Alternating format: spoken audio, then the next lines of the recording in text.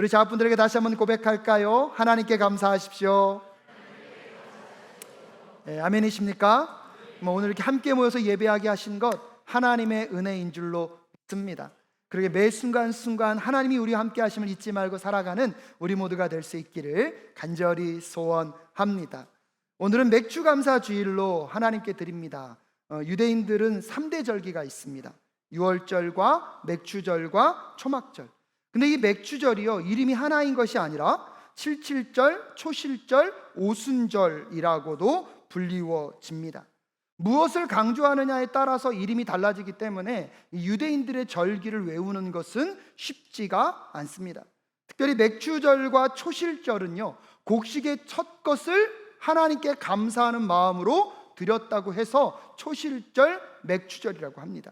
밀과 보리를 같이 심으면 보리를 먼저 수확하기 때문에 초실절이나 맥주절은요, 무엇을 거두는 날입니까? 보리를 거두는 날이라고 해서 맥주절이라고 합니다. 칠칠절과 오순절은요, 유월절 이후에 며칠의 기간이 흘러간 이후에 드리는 것인가에 따라서 기간을 강조하면서 칠칠절 또는 오순절로 표시하고 있습니다. 한국은요, 7월 첫째 주 주일을 맥주 감사 주일로 드리는데 그 근거가 이 맥주절에서 왔습니다. 하지만 유대인의 절기의 그 기간과 우리가 지키는 맥주감사절이 같은 날은 아닙니다. 우리나라는요, 보리를 6월경에 심어서 중순이나 말에 거두었다고 합니다. 그래서 7월 첫째 주를 우리 한국은요, 맥주감사절로 드리게 되었다고 백석대학교 김진규 교수님은 말하고 있습니다. 12월에 있는 추수감사절도요, 천교도들의 신앙으로부터 온 것입니다. 또한 맥주감사절도 농경문화 속에서 하나님께 드려지는 그 예물, 하나님께서 주신 것에 감사하며 드렸던 것이 오늘날 우리에게는 맥주감사절과 추수감사절로 정착이 되었습니다. 그런데 이제 농경문화보다는 대부분 어떤 문화를 살고 있습니까? 도시문화를 살아가고 있습니다. 그렇기 때문에 이 추수감사절은요, 한 해의 첫 수확을 감사하는 의미도 있지만 여러분, 한 해의 중간을 지나가면서 특별히 한국교회에서는 지난 6개월 동안 우리와 함께 하신 하나님, 앞으로도 우리와 함께 하실 하나님을 바라보며 감사로 드리는 예배임을 마음 가운데 새기며 함께 나아가는 우리 모두가 될 수 있기를 주님의 이름으로 축복합니다. 그래서 2024년 이 맥주감사절을 통하여서 여러분의 2024년 새로운 전환점을 맞이하실 수 있기를 주님의 이름으로 축복합니다. 지난주에 말씀을 나누었던 고넬료와 베드로도요, 인생의 중요한 전환점을 맞이하였습니다. 하나님이 그들을 부르셨습니다. 하나님의 그 초청은요, 그들을 향한 하나님의 환대였습니다. 그 환대에 순종으로 반응했던 고넬료와 베드로의 인생도요, 중요한 인생의 전환점을 맞이하며 그들의 경계를 뛰어넘는 역사가 있을 수 있었습니다. 그래서 한 번도 가보지 않은 곳을 가게 될 뿐만 아니라 한 번도 맺어보지 못한 새로운 관계가 그들에게 시작됩니다. 한 번도 생각하지 못한 새로운 새 시대의 축복을 경험했던 고넬료와 베드로처럼 오늘 여러분의 삶의 인생의 중요한 전환점을 맞이하는 우리 맥주감사절이 되실 수 있기를 주님의 이름으로 축복합니다. 오늘 이 본문의 말씀은 지난주에 이 고넬료가 가이사랴에서 베드로를 초대하기 위해서 사람들을 어디로 보냈습니까? 욥바로 보냈습니다. 그래서 그 욥바에서 베드로도 이제 이 고넬료의 초대에 응답하여서 어디로 떠나고 있는 것입니까? 가이사랴로 떠나는 것을 배경으로 하고 있습니다. 그런데 여러분, 오늘 베드로가요, 어디를 떠나고 있다고요? 욥바를 떠나고 있다고. 근데 이 욥바라는 도시를 말하면 우리에게 구약에서의 한 인물이 떠오를 수 있습니다. 구약에서 이 욥바와 친밀한 인물이 한 인물이 있습니다. 누군지 아십니까? 요나입니다. 요나는요, 하나님께요, 이 다시스에 가서, 니느웨에 가서 하나님의 말씀을 선포하고 니느웨 백성들이 회개하도록 하나님이 명령하셨습니다. 근데 문제는 뭐냐면 이 니느웨는요, 아수르의 수도였거든요. 즉 이스라엘 민족들을 괴롭히고 원수와 같은 그 민족을 회복시키라는 말씀이 요나에게 좋았겠습니까? 안 좋았겠습니까? 대답이 작은 거 보니까 제가 질문을 잘못한 것 같습니다. 강둔산의 버전을 쓰면 좋았을까요? 싫었을까요? 네, 싫었어요. 그래서 안 갔어요. 안 가기 위해서 어디로 내려갑니까? 욥바로 내려갑니다. 그래서 그 욥바에서 여러분, 그는요 니느웨로 가지 않고, 여러분 오늘 새 번역에서는 스페인어로 말하고 있고 다시스로 떠나가게 됩니다. 요나서 1장 3절에 보니까요 이런 말씀이 있습니다. 함께 읽겠습니다. 시작. 그러나 요나는 주님의 낯을 피하여 스페인으로 도망가려고 길을 떠나 욥바로 내려갔다. 마침 스페인으로 떠나는 배를 만나 뱃삭을 내고 사람들과 함께 그 배를 탔다. 주님의 낯을 피하여 스페인으로 갈 셈이었다라고 이야기하면서 욥바는 요나에게 있어서는 하나님이 그를 초대했습니다. 하지만 그 환대에 여러분 순종하고 있습니까? 거절하고 있습니까? 거절하고 있어요. 근데 성령님이 오시고 나서 베드로에게 이 욥바는요 하나님이 그를 초대한 그 환대 앞에 베드로도 무엇으로요? 순종으로 지금 가이사라로 나아가고 있는 모습들은요 우리에게 굉장히 큰 인상적인 사건입니다. 고넬료도 그렇고요, 여러분 베드로도 경계를 넘어섰습니다. 이 경계를 넘어선 것만으로도 놀라운 도전이고 아름다운 일입니다. 하지만 그럼에도 불구하고 여전히 이 고넬료와 베드로에게는 경계를 넘을 뿐만 아니라 그들에게 무너져야 할 장벽이 있음을 성경은 우리들에게 알려주고 있습니다. 욥바에서 떠난 베드로가요 가이사라에 도착했습니다. 가이사라에 도착했을 때 여러분 오늘 본문 말씀 함께 읽겠습니다. 24절 말씀 함께 읽겠습니다. 시작. 그 다음 날 베드로는 가이사라에 들어갔다. 고넬료는 자기 친척들과 가까운 친구들을 불러놓고 그들을 기다리고 있다가 라고 이야기하고 있습니다. 여러분 고넬료는요 지금 누구를 기다리고 있습니까? 베드로를 기다리고 있습니다. 근데 여러분 생각해 보십시오. 그 당시 로마의 백부장입니다. 정보력이 탁월했을 것입니다. 정보력이 탁월한 백부장이었다면 그 당시 유대인들과 이방인의 관계를 알았을까요? 몰랐을까요? 알았을 것입니다. 여러분 유대인들은요 이방인과 함께 하려고 합니까? 함께 하려고 하지 않습니까? 함께 하려고 하지 않습니다. 그럼 고넬료가 하나님의 말씀에 순종해서 지금 누구를 초대했습니까? 베드로를 초대했습니다. 올 가능성이 높을까요? 안 올 가능성이 높을까요? 안 올 가능성이 높아요. 그렇다면 여러분 혼자 있어야 합니까? 많은 사람들을 불러놓고 있어야 됩니까? 혼자 있어야지 그나마 뭘 덜 겪습니까? 창피함을 덜 겪잖아요. 근데 고넬료는요 혼자 있지 않고요 주변의 모든 사람들 다 뭐 했어요? 불러들였다는 거죠. 왜 그렇습니까? 그가 본 환상은 누가 그에게 보여준 환상입니까? 하나님께서 보여주셨다면 여러분 반드시 이루어질 것을 믿었기 때문에 고넬료는요 하나님의 응답을 기다리며 혼자 기다린 것이 아니라 주변의 많은 친척과 친구들을 불러 모았던 것입니다. 오늘 우리에게 이런 믿음이 회복될 수 있기를 주님의 이름으로 축복합니다. 이런 믿음은요 예배당 안에서 아멘만 외치는 것이 아닙니다. 믿는다면 여러분의 삶에 실천이 나타나는 그런 믿음의 사람들이 되실 수 있기를 주님의 이름으로 축복합니다. 여러분 고넬료가요 얼마나 놀라운 사람입니까? 그럼에도 불구하고요 이 고넬료는요 무너져야 될 장벽이 있었습니다. 오늘 본문 말씀 25절 말씀 함께 읽겠습니다. 시작. 베드로가 들어오니 마중 나와서 그의 발 앞에 엎드려서 절을 하였다. 여러분 이 고넬료는요 로마의 백부장이었습니다. 지배국의 리더였습니다. 근데 피지배국인 유대인들의 신을 믿는다는 것만으로도 놀라운 일이라고 말씀을 드렸습니다. 하지만 그 하나님을 믿는 무엇도 있습니까? 믿음도 있습니다. 그 믿음은 작은 믿음이 아니에요. 하나님이 말씀하셨으면 반드시 어떻게 된다? 이루어진다. 그렇기 때문에 혼자 기다린 것이 아니라 주변 사람들을 뭐 할 정도로요? 초대할 정도로. 근데 베드로가 들어올 때에 고넬료가 베드로 앞에 뭐 하고 있습니까? 절을 하고 있습니다. 여러분 여기서 이 베드로가 이 절을 한다, 엎드려 절을 한다는 것은 신 앞에 경배한다는 것입니다. 근데 이것은 무엇을 의미합니까? 아직 이 고넬료는요 하나님을 믿기로 했지만 우상 숭배가 뭔지는 아는 거예요, 모르는 거예요? 모르는 거예요. 유대인들은 유일신 하나님을 믿습니다. 그러면 이 땅에 우리가 경배할 대상은 아무도 없고 누구 한 분밖에 없습니까? 하나님 한 분밖에 없습니다. 근데 이 고넬료는요 이 하나님을 믿기 전에 어디의 백성이었어요? 로마의 백부장이었어요. 로마는요 유일신이 아니라 다신교였거든요. 모든 신을 믿었던 그 습관이 여전히 누구에게 남아있는 것입니까? 고넬료에게 남아있는 것입니다. 또한 한 걸음 더 나아가서 고넬료가 하나님을 믿기로 하였지만 아직 예수 그리스도가 그의 구원자 되심을 고넬료는 받아들이고 있습니까? 깨닫지 못하고 있습니까? 깨닫지 못하고 있습니다. 그런데 이제 베드로가 와서 그 예수 그리스도가 누구인지를 누구에게 알려줘야 됩니까? 고넬료에게 알려줘야 합니다. 근데 여러분, 아까 말씀드렸죠. 지배국인 로마가 피지배국인 유대의 신을 믿는다는 것도 놀라운 일이지만 여러분, 고넬료에게 있어서 예수는 어떤 존재였습니까? 몇 달 전만 하더라도 그의 상관인 누가요? 빌라도가 예수를 어디에 못 박았습니까? 십자가에 못 박아 죽였습니다. 십자가에 못 박아 죽였다는 것은 여러분, 그 당시 가장 극악무도한 죄를 지은 누구입니까? 사형수인 거예요.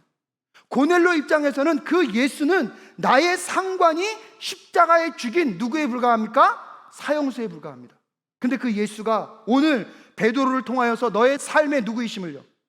주인이심을, 너의 구원자이심을 받아들여야 하는 장벽을 갖고 있는 사람이 오늘 누구입니까? 고넬료였다는 사실을 여러분 꼭 기억하실 수 있기를 주님의 이름으로 축복합니다. 고넬료에게도 이런 장벽이 있었지만 누구에게도 있었습니까? 베드로에게도 있었습니다. 여러분, 베드로는요 하나님의 말씀을 믿고 오늘 가이사랴에는 왔어요. 근데 그의 마음은 편했을까요? 편하지 않았을까요? 어떻게 아는지 성경을 통해서 확인하겠습니다. 우리 28절부터 29절 말씀 함께 읽겠습니다. 시작. 그들에게 말하였다. 유대 사람으로서 이방 사람과 사귀거나 가까이 하는 일이 불법이라는 것은 여러분도 아십니다. 그런데 하나님께서는 나에게 사람을 속되다거나 부정하다거나 말하지 말라고 지시하셨습니다.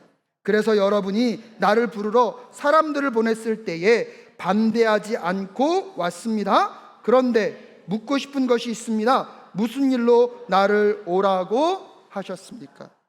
당시 유대인들과 이방인은요 같이 있는 것만으로 부정하다고 생각했습니다. 근데 여러분, 오늘 이 베드로도 환상을 보고 마침 고넬료가 보낸 부하들이 도착함으로 인하여서 이 환상이 누구가 자기에게 말씀하시는 것임을, 하나님이 자기에게 말씀하시는 것을 베드로도 깨달았습니다. 하나님이 말씀하신 걸 알았기 때문에 순종해서 어디까지 내려와 있습니까? 가이사랴까지 내려왔는데 고넬료의 집안에 들어가면서 베드로가 뭐라고 설명합니까? 유대 사람으로서 이방 사람과 사귀거나 가까이 하는 일은 무엇이라고요? 굳이 설명할 이유가 있습니까? 없습니까? 없는 것 같아요. 근데 이렇게 설명하는 거 보니까 요즘 유행하는 MBTI로 보면 이 베드로는 T인 게 분명합니다. 굳이 설명하지 않아도 될 것을 설명하는 베드로. 그러면서 여러분, 베드로가요 29절에서 뭐라고 얘기합니까? 그래서 여러분이 나를 부르러 사람을 보냈을 때에 뭐 하지 않고요? 반대하지 않고 왔다는 거예요. 여러분, 반대하지 않았다는 이 표현이 좀 묘합니다. 적극적으로 찬성했으면 어떤 표현 쓰면 됩니까? 적극적으로 찬성하고 왔다 그랬는데, 반대하지 않는다는 것은 찬성하진 않지만 그렇다고 뭐 하지도 않는다는 거예요? 반대하지도 않는 어정쩡한 상태. 아직 이 상황이 나에게는 받아들여야 할 것 같지만 받아들일 수 없는 상태. 다른 말로 하면 머리로는 이해되는데 뭐로는요?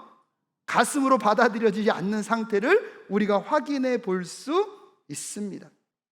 그럼에도 불구하고 여러분, 베드로가 그 경계를 넘어서 여기까지 온 것만으로도요 얼마나 놀라운 일입니까? 하지만 여전히 베드로와 고넬료 사이에는 뭐가 있습니까? 장벽이 있습니다. 여러분, 하지만 고넬료와 오늘 이 베드로만 그런 장벽을 갖고 있습니까? 여러분은 그런 장벽이 없으십니까? 오늘 여기 주일날 그렇게 바쁘고 힘들 때, 이 환상적으로 쉴 수 있는 이날 주일 예배를 드리기 위해 여기까지 온 것만으로도 여러분 대단한 헌신인 줄로 믿습니다. 무엇은 넘은 거예요? 경계는 넘은 거예요. 근데 예배가 끝나고 났더니 그냥 가지 말고 소그룹을 나누래요. 친교하고 침묵하고 가래요. 여러분, 마치 그거는 나에게는 필요 없는 것이라고 생각하고 계시지는 않으십니까? 교회에서 헌금하고 봉사도 열심히 합니다. 그런데 여러분, 교회에서 이렇게 했으면 됐지 세상에 나아가서는 적당하게 타협하고 돈도 벌고 세상에서 거룩한 그리스도인들은 교회 안에서만 가능하다고 생각하고 살아가고 있는 것이 우리들의 모습은 아닙니까? 최근에 콜로키움, 라틴어로요, 이게 모여서 말하기라는 세미나에 참여한 적이 있습니다. 일터교회를 세워가는 기업의 리더들이 모여서 잠깐 간증하는 시간이 있었는데, 비즈니스 이즈 미션이라는 것을 갖고 삶의 도전으로 살아가는 많은 분들의 이야기가 참 도전이 되었습니다. 한 만두 회사를 경영하시는 권사님께서 목사님들 한 20명이 모여 있는데 이렇게 질문하더라고요. 목사님들, 예수님을 잘 믿지만 일을 못하는 분이 있습니다. 일은 잘하지만 예수를 믿지 않는 사람이 있습니다. 자리는 하나입니다. 누구를 뽑아야 될까요? 목사님께 이걸 묻더라고요. 예수를 잘 믿지만 일을 못하는 사람이 있어요. 그럼 예수를 안 믿는데 뭘 잘해요? 근데 자리는 몇 개라고요? 참, 목사님한테 그 질문을 하는 그 권사님이 밉더라고요. 지혜로운 사람은 대답을 할까요, 안 할까요? 안 했어요. 그러니까 본인이 대답하시더라고요. 그래서 그렇게 얘기하시더라고요. 예수를 잘 믿는 사람이 일을 잘하도록 만드는 건요, 거의 불가능하대요. 근데요, 예수를 안 믿는데 일을 잘하는 사람을 누구 믿게 하는 건요? 예수 믿게 하는 건 쉽대요. 누구보다? 예수 잘 믿는 사람 뭐 잘하게 하는 것보다? 일을 잘하게 하는 것보다. 그래서 그분이 그러더라고요. 교회에서 교회 봉사하는 것은 잘 가르쳤지만 세상에서 그리스도인으로 살아가는 것을 가르치고 있습니까? 교회 열심히 봉사하는 것이 중요하지만 세상에서 영향 있는 그리스도로 살아가는 것이 중요한 것을 가르치고 계십니까? 라고 질문하는데, 그 질문이 저에게 큰 도전이 되었습니다. 세상 속에서 거룩한 그리스도인으로 살아가는 것, 그것이 교회의 사명인 줄로 믿습니다. 어느 순간 우리도 모르게 교회 안에서의 봉사가 우리의 모든 것인 것처럼 이야기하며 경계는 넘었지만 세상을 향한 장벽이 무너지지 않은 우리들의 신앙의 모습이 오늘 그 장벽이 무너지는 역사가 있을 수 있기를 주님의 이름으로 축복합니다. 강단에서 말씀을 선포하지만 그 말씀대로 살지 않는 저의 모습 때문에 여러분도 얼마나 힘들고 어려움을 겪으실 때가 있겠습니까? 그렇기 때문에 사랑하는 여러분, 우리는 우리의 신앙생활에서 경계를 넘었다는 것에 만족할 것이 아니라 우리 안에 여전히 존재하고 있는 그 장벽을 무너뜨리며 하나님이 부르시는 그 나라로 나아가는 우리 모두가 될 수 있기를 주님의 이름으로 축복합니다. 여러분, 세상과 교회와의 문제만이 아닙니다. 인간과 인간과의 관계 속에서도 우리는 그렇지 않습니까? 그래도 몇몇 사람하고 여러분 얼굴 붉히지 않고 뭐는 합니까? 인사는 하잖아요. 근데 그 사람의 아픔이 무엇인지, 그 사람과의 관계가 예수 그리스도 안에서 어떻게 나아가야 하는지 여러분에게는 장벽이 존재하고 있지는 않으십니까? 가정생활 안에서도 여러분, 남편과 아내들 잘 들으십시오. 남편분들, 내가 그래도 바깥에서 엉뚱한 짓 하지 않잖아, 내가 월급은 꼬박꼬박 갖다 주잖아, 그래서 이 정도만 해도 괜찮다고 생각하는 그 순간 여러분의 아내는 속이 터져 죽을 수도 있습니다. 여러분, 아내분들도 잘 생각해 보셔야 돼요. 나처럼 이렇게 가정적이고 내가 이렇게 같이 돕는 이런 아내 어디서 구할 수 있겠어? 이 정도면 괜찮아 하는 그 순간 어쩌면 여러분의 주변 사람 뭐 할 수 있습니까? 힘들어할 수 있습니다. 사랑하는 여러분, 우리는요, 경계를 넘어선 것에 만족할 사람들이 아니라 사람과 사람과의 관계, 세상과 우리와의 관계 속에 있는 그 장벽을 무너뜨리고 뛰어넘는 하나님의 백성이 되어야 할 줄로 믿습니다. 왜냐하면 하나님이 우리에게 다가오실 때 그렇게 다가오셨거든요. 하나님은 오늘도 우리에게 다가오실 때에 경계를 넘어설 뿐만 아니라 여러분, 그 장벽을 넘어서 우리에게 찾아오신 하나님, 우리 하나님이신 줄로 믿습니다. 오늘 베드로가요, 그래서 이 고넬료 가정에게 말씀을 증거하고 있는데요, 우리 34절과 35절 말씀 함께 읽겠습니다. 시작. 베드로가 입을 열어 말하였다. 나는 참으로 하나님께서는 사람을 외모로 가리지 아니하시는 분이시고 하나님을 두려워하며 의를 행하는 사람은 그가 어느 민족에 속하여 있든지 다 받아주신다는 것을 깨달았습니다 라고 이야기하고 있어요. 여러분, 베드로가요, 무엇을 깨달았다는 것입니까? 이전까지만 하더라도 하나님의 백성이 되려면 먼저 뭐가 돼야 돼요? 유대인들이 돼야 된다고 믿었거든요. 할례를 받고 계명을 지키고 유대인이 되고 나서 하나님 나라 백성이 될 수 있다고 믿었던 사람이 누구입니까? 이 베드로입니다. 근데 오늘 이 고넬료와 베드로의 이 모든 관계 속에서 베드로가 깨닫게 됐는데, 유대인이 되는 것이 중요한 것이 아니라 그것과 상관없이 누구만을 바라보고 있으면, 하나님만을 바라보고 있으면 하나님은 외모로 사람을 취하지 않으시고 모든 사람들을 받아주시는 하나님, 우리 하나님이신 줄로 믿습니다. 베드로가 그걸 깨달은 거예요. 그러면서 35절에 하나님을 두려워하며 의를 행하는 사람은 그가 어느 민족에 속하여 있든지 이방인이든지 유대인이든지 상관없이 다 받아주시는 하나님이심을 깨달았습니다. 할렐루야. 여러분에게도 그 깨달음이 있을 수 있기를 주님의 이름으로 축복합니다. 그러면서 36절부터 40절까지 여러분, 사도행전의 마지막 베드로의 설교가 등장합니다. 이 베드로가 설교를 하면서 태초에 말씀이 있었는데 그 말씀이 우리 가운데 보내졌다는 거예요. 그럼 그 말씀은 누구이십니까? 예수 그리스도이십니다. 그 예수님은요, 하나님으로 계셨어요. 근데 그 하나님이 누구의 몸을 입고요? 인간의 몸을 입고 이 땅 가운데 오셨습니다. 할렐루야. 여러분, 그것이 성육신 사건입니다. 하나님이 인간의 몸을 입고 이 땅 가운데 오셨다는 것, 경계를 넘는 놀랍고 위대한 사건입니다. 여러분, 세상의 종교와 기독교의 예수 그리스도가 구별되는 점이 여기에 있습니다. 어떠한 신도요, 인간의 몸을 입고 인간을 찾아오는 신은 없습니다. 유일하게 누구이십니까? 여호와 하나님. 근데 여러분, 그분이 경계를 넘은 것만으로 우리에게 구원이 있습니까? 구원이 없습니다. 경계를 넘고 이 땅 가운데 인간으로 오신 그 예수 그리스도는 우리와 함께 먹고 마시고 우리에게 가르치시고 우리를 고쳐주시고 우리와 함께 대화하셨던 그분, 하지만 그분은 끝내 십자가에서 당신을 죽이심으로 온 인류의 죄를 구속하여 주셨습니다. 할렐루야. 그분은 죽음에 머물지 않으시고 부활하셨습니다. 예수님이 이 땅 가운데 우리를 환대하시는 것은 경계를 넘을 뿐만 아니라 십자가에서 하나님과 우리 앞에 놓여있는 그 장벽을 무너뜨려 주셨습니다. 그러기에 우리에겐 구원의 은혜가 있는 줄로 믿습니다. 베드로가요, 그 예수 그리스도의 환대, 우리를 환대해 주신 그 하나님의 환대를 깨닫고 나서부터 여러분, 이방인이든 유대인이든 상관없이 누구를 바라보면, 하나님을 믿으면, 하나님을 바라보면 다 받아주시는 하나님이심으로 그를 받아들이고 있는 것입니다. 사랑하는 여러분, 그 하나님의 환대가 있었기에 오늘 우리에게 구원의 은혜가 있게 되었는 줄로 믿습니다. 그러게 그 하나님의 환대를 받은 우리도요, 서로 그 환대로 화답하며 나아가게 될 때에 하나님의 놀라운 구원의 역사가 우리 안에 임하게 될 줄로 믿습니다. 여러분, 그 장벽은요, 한 번에 무너지지 않습니다.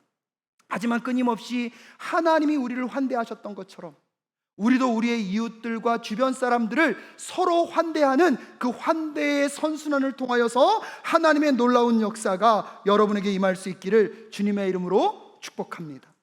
하나님이 고넬료에게 보내셨던 환대, 고넬료가 순종으로 다시 하나님께 환대하고, 베드로에게 찾아갔을 때 베드로가 다시 누구를 환대합니까? 고넬료를 환대하고요, 이 고넬료가 다시 여러분 이 베드로를 환대하는 그 장면들을 통하여서 하나님의 놀라운 역사가 오늘 이 가이사랴 지역에 임하고 있습니다. 이 고넬료와 베드로가요, 서로 환대하는 그 장면 속에 어떤 일이 벌어집니까? 44절부터 45절 말씀 함께 읽겠습니다. 시작. 베드로가 이런 말을 하고 있을 때에 그 말을 듣는 모든 사람에게 성령이 내리셨다. 할례를 받는 사람들 가운데서 믿게 된 사람으로서 베드로와 함께 온 사람은 이방 사람들에게도 성령을 선물로 부어주신 사실에 놀랐다라고 이야기하고 있습니다. 사도행전의 오순절 다락방 사건을 우리는 기억하고 있습니다. 그것은 유대인들을 향한 여러분 성령 강림 사건이었다면, 오늘 이 본문의 장면은요, 이방인들을 향한 성령 강림 사건임을 우리는 알 수 있습니다. 사랑하는 여러분, 환대의 선순환 속에 하나님도 성령의 기름 부으심으로 그들을 환대하셨습니다. 그 하나님의 성령 충만한 역사가 있게 되자 오늘 44절부터 여러분 48절까지 그곳에 있는 모든 사람들은요, 놀라고 경탄하고 방언으로 누구를 찬양합니까? 하나님을 찬양하고 있습니다. 기쁨의 잔치가 가득한 현상들이 벌어지고 있습니다. 성령의 강력한 임재 속에서 걱정과 염려와 두려움은 다 떠나가고 하나님의 함께하심에 충만한 역사가 임하였던 이 오순절 다락방 사건과 같은 이방인에게 임하는 성령의 임재 사건이 오늘 우리 사랑교회 가운데 임할 수 있기를 주님의 이름으로 축복합니다. 사랑하는 여러분, 우리 사랑교회는 좋은 교회입니다. 아멘이 너무 작네요. 우리 사랑교회는 너무 좋은 교회입니다. 하지만 여러분, 여전히 우리 사랑교회에 존재하고 있는 장벽들이 있다면 이제 그 장벽들을 찾아 서로 환대의 선순환을 통하여서 성령의 기름 부으심을 경험하실 수 있기를 주님의 이름으로 축복합니다. 그 장벽이 무너지며 너와 나, 하나님과 나, 세상과 이웃, 여러분, 세상과 나와의 관계가 온전히 회복되어 성령의 충만함 속에 오늘 성경의 인물들이 경험하고 있는 그 경탄과 놀라움을 맛보아 하는 우리 사랑교회 성도들 되실 수 있기를 주님의 이름으로 축복합니다. 환대는 사랑입니다. 그리고 사랑이 환대입니다. 상대방을 있는 모습 그대로 받아주며 차별하지 않는 것. 구원받는 자들에게는 이 환대의 삶이 회복되어야 합니다. 기억하십시오. 구원받은 사람들에게는 이 환대의 삶이 회복되어야 합니다. 구원받은 자는 하나님의 시선으로 바라보고 하나님의 마음으로 바라보며 하나님의 관심으로 주목하는 자들인 줄로 믿습니다.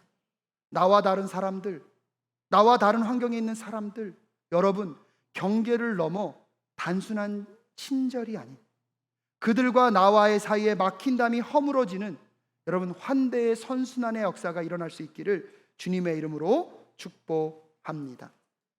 사도행전의 저자가 누구인지 아십니까? 네, 바울이라고 실수하시면 안 됩니다. 사도행전의 저자는 누가입니다.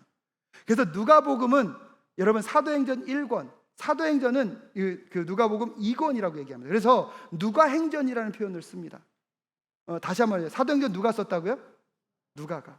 근데 여러분 이 누가복음에 보면 구원의 의미를 설명하기 위해서 하나의 비유를 설명합니다. 근데 그 비유는요 누가복음에만 나와요. 돌아온 탕자의 비유. 여러분 잘 아시죠? 막내 아들이 아버지의 재산을 다 받아다가 가서 다 탕진하죠. 자기의 잘못을 알고 누구께 돌아옵니까? 아버지께 돌아옵니다. 막내는 문제가 있어요, 없어요? 없어요. 왜? 이제 누구께 돌아왔으니까? 아버지께 돌아왔어요. 근데 여러분 그 예화를 가만히 보면 그 다음 장면에 누가 등장합니까? 큰아들이 등장합니다. 근데 여러분 그 결론이 납니까 안 납니까? 안 나요. 여러분 한번 볼까요? 누가복음 15장 28절부터 32절 함께 읽겠습니다. 시작. 큰아들은 화가 나서 집으로 들어가려고 하지 않았다. 아버지가 나와서 그를 달랬다. 그러나 그는 아버지에게 대답하였다. 나는 이렇게 여러 해를 두고 아버지를 섬기고 있고 아버지의 명령을 한 번도 어긴 일이 없는데 나에게는 친구들과 함께 즐기라고 염소 새끼 한 마리도 주신 일이 없습니다. 그런데 창녀들과 어울려서 아버지의 재산을 다 삼켜버린 이 아들이 오니까 그를 위해서는 살찐 송아지를 잡으셨습니다. 아버지가 그에게 말하였다. 얘야, 너는 늘 나와 함께 있으니 내가 가진 모든 것은 다 내 것이다. 그런데 너의 이 아우는 죽었다가 살아났고 내가 잃었다가 되찾았으니 기를 즐기며 기뻐하는 것이 마땅하다라고 끝나고 그 첫째 아들이 어떻게 행동했는지 누가복음이 말합니까? 말하지 않습니까? 미완으로 끝나요. 근데요 박영효 목사님이 이 부분을 해석하면서 그 첫째 아들이 드디어 누구께 돌아왔다고요? 하나님께 돌아왔다고. 그 사건이 어떤 사건이라는 것입니까? 오늘 이 사건이라는. 첫째 아들을 상징한 그 유대 민족이 이제 비로소 여러분 이방인들도 우리가 함께 누구의 자녀임을, 하나의 자녀임을 깨닫고 그들을 받아들이고 있는 그 장면이 누구를 통해서 이루어지고 있는 것입니까? 베드로가 비로소 이방인들도 하나님이 무엇하셨구나? 구원하셨구나. 그러면서 이방인 고넬료를 환대하는 그 모습을 통하여서 누가복음에서 말하고 있는 돌아온 탕자의 그 첫째 아들이 비로소 누구께 돌아오기 시작했다고요? 하나님께 돌아오기를 시작했다고. 사랑하는 여러분, 우리의 구원은 예수 그리스도를 믿음으로 시작하여서 서로의 환대를 통하여서 우리에게 막힌 담을 허물어가는 그 여정임을 꼭 기억하실 수 있기를 주님의 이름으로 축복합니다. 왜냐하면 예수님은 이 땅 가운데 오셔서 하나님과 우리와의 사이에 무엇을 허물기 원하셨습니까? 막힌 담을 허물기를 원하셨습니다. 그 막힌 담이 허물어졌기 때문에 우리에게 구원이 왔다면 구원을 받은 우리도요 이제 하나님과 나와 이웃 나와 세상과의 그 막힌담을 허물어가며 성령의 놀라운 역사를 이 땅 가운데 드러내는 증인의 삶을 살아야 할 줄로 믿습니다. 에베소서 2장 12절부터 14절 말씀을 읽고 설교를 마무리 짓겠습니다. 함께 읽겠습니다. 시작. 그때에 여러분은 그리스도와 상관이 없었고 이스라엘 공동체에서 제외되어서 약속의 언약과 무관한 외인으로서 세상에서 아무 소용이 없이 하나님도 없이 살았습니다. 여러분이 전에는 하나님에게서 멀리 떨어져 있었는데 이제는 그리스도 예수 안에서 그분의 피로 하나님께 가까워졌습니다. 그리스도는 우리의 평화이십니다. 그리스도께서는 유대 사람과 이방 사람이 양쪽으로 갈라져 있는 것을 하나로 만드신 분이십니다. 그분은 유대 사람과 이방 사람 사이를 가르는 담을 자기 몸으로 허무셔서 원수된 것을 없애시고, 할렐루야. 사랑하는 여러분, 우리를 환대하심으로 하나님과 우리의 막힌 담을 허무셨던 그 예수 그리스도의 은혜 안에서 우리도 구원받은 자로 이 환대의 선순환을 통하여서 세상과 우리 사이의 막힌 담을 허물어가는 우리 모두가 될 수 있기를 주님의 이름으로 축복합니다. 경계는 넘었지만 여러분, 관계의 장벽은 무엇입니까? 경계는 넘었지만 세상 속에서 여러분의 장벽은 무엇입니까? 경계는 넘었지만 여러분, 하나님과 여러분의 관계 속에서, 여러분과 교회의 관계 속에서 장벽이 무엇인지를 찾아가시며 여러분, 환대의 선순환으로 다시 성령의 충만을 경험하심으로 그 모든 장벽들을 허물어가는 이 한 주 되실 수 있기를 간절히 소원합니다.